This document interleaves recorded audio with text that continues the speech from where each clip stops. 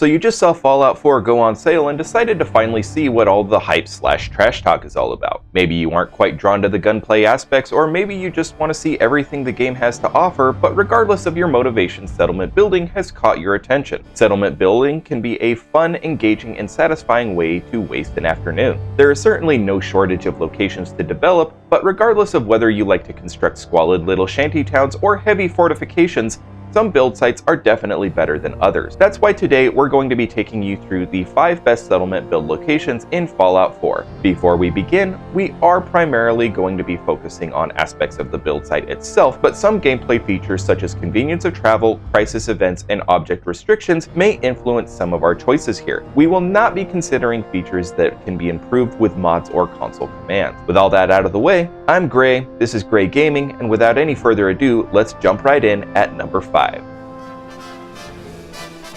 Egret Tours Marina is a location that at first is less than inviting. Located on the river, mirelurks can be a major concern with several nests nearby. When you arrive here for the first time, there are booby traps, landmines, and one cranky old lady that is not interested in house guests. However, once the area is cleared and you've unlocked the workshop, the marina has a lot going for it. While none of the structures within the settlement are scrappable, they are mostly intact, and many of the more damaged pieces can be patched with objects from the workshop. With lots of soil for planting crops, a large, mostly level build area for constructing walls and fortifications, a large dock area, and average height build ceiling, ETM is a great place to set down roots.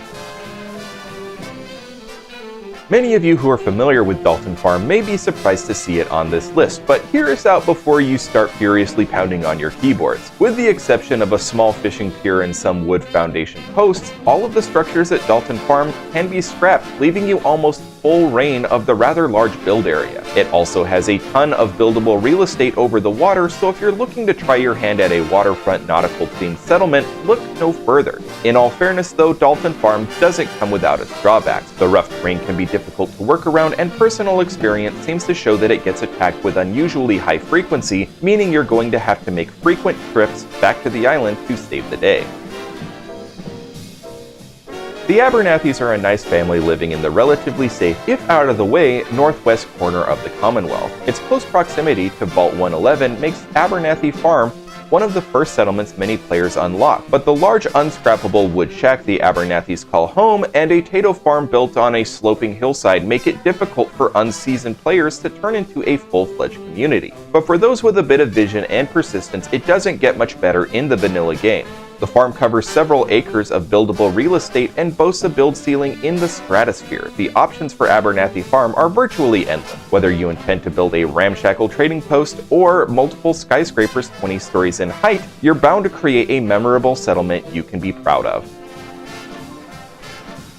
Ask any post-apocalyptic architect to name a problem with the Red Rocket truck stop outside Concord, and almost inevitably they will mention a small build area, difficult terrain, and unscrappable piles of debris and brush that make it very hard to create a meaningful and complete settlement. But for those that recognize the charm of the tough-as-nails construction of an intact Red Rocket, prepare to let out a squeal of delight, because just east of Nuka-Cola bottling plant, there is another Red Rocket that you can call home. Unlike its Commonwealth counterpart, this Red Rocket lies on a flat plain and has plenty of buildable area to go around, allowing you to go all out with outrageous structures and massive cities. It does come with some minor drawbacks, such as a slight incline on the eastern half of the settlement, no standing water sources, and the Red Rocket itself is missing some of the cooler features of the Concord Red Rocket, like powered shop gate and sliding doors. Otherwise, a decent build ceiling, a single enemy spawn point during attacks, and even random encounters that can allow you to fast-track populating your settlement all come together splendidly to make developing this site a dream.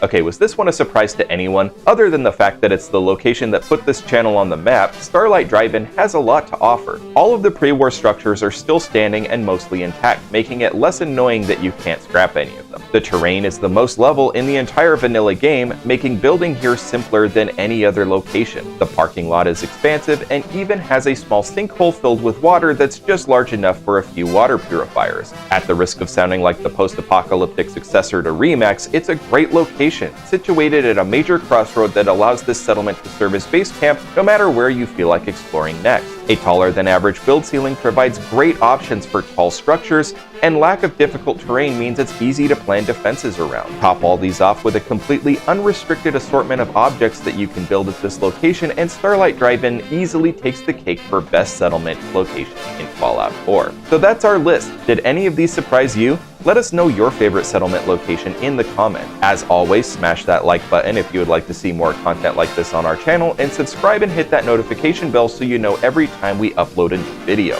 Until next time, stay safe, and we hope to see you all back here next time on Gray Gaming.